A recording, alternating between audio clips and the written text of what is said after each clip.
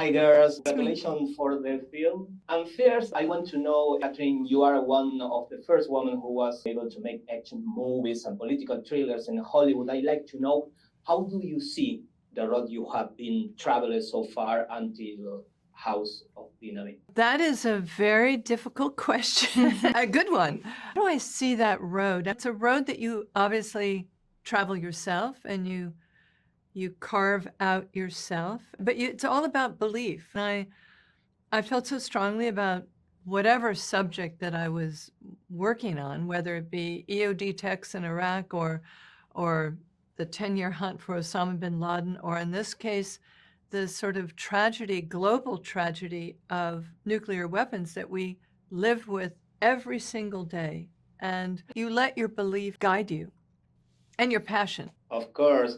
And for you, Rebecca, your character is a strong and powerful woman who does not allow herself to be weak to avoid positions in her work. I'd like to know what was the most exhausting or difficult part. Whether she's a woman or a man doesn't really matter. She's good at her job.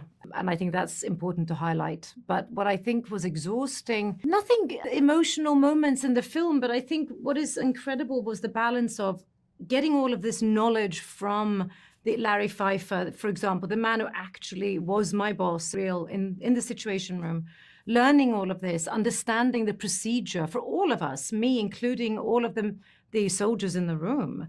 There's a linguistic correctness and embodied that we need to do. And it's not exhausting. We didn't have that much time, but it was fun and exhilarating, and it felt important. It felt really important to make it just. And then the cracks through it is I am a mother. I can relate to having children. And when the threat activates, what would happen? What would we do?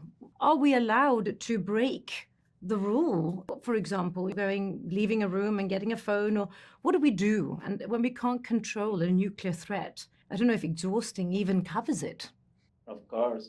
Tell me, Kathryn, how was to work with Rebecca? And Rebecca, how was for you to work with Kathryn? It was a dream come true. I've wanted to work with Rebecca for years, and this was the perfect, in my opinion, the perfect part, the perfect character.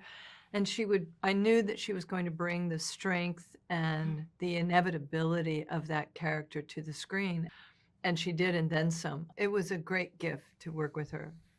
It's been a dance. Sometimes you meet people in your life, and it's just this phenomenal thing that you sometimes can get it with a director, because it's what we do. It's our job. And when those puzzle bits sort of merge, there's a safety when you can feel a freedom to explore, but also the respect of Kathryn's wishes. I'm willing to try anything. I'll throw 400 ideas, and Kathryn has to go, yes. But that's what I do, and that's what she does. We fit and very that's how well. You find it together. For me, it's a really collaborative process. It has to be. It's not me dictating or it's just collaboration, a perfect, beautiful collaboration. And Kathryn has expectations.